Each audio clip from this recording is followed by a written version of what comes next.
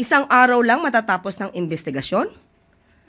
That is absolutely preposterous. Ang Pangulong Marcos Jr., hindi po siya nagsasagawa ng investigasyon alatokhang way. Nirerespeto ng Pangulo ang due process, nirerespeto ng Pangulo ang human rights. So kaya po dumadaan ang lahat sa proseso. Kung isang araw lang po dapat ito na imbestigahan, sana po ay ito ay kanyang nasuggest noon sa kanyang ama dahil mismo ang dating Pangulong Duterte ay umamin na maraming ghost projects rampant noon. This is November 2020 inilabas. Pero may nasibak bang secretary ng DPWH sa panahon niya?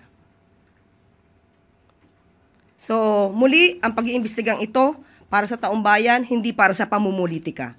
Ginagawa ito ng Pangulo kahit tatamaan ang kanyang administrasyon.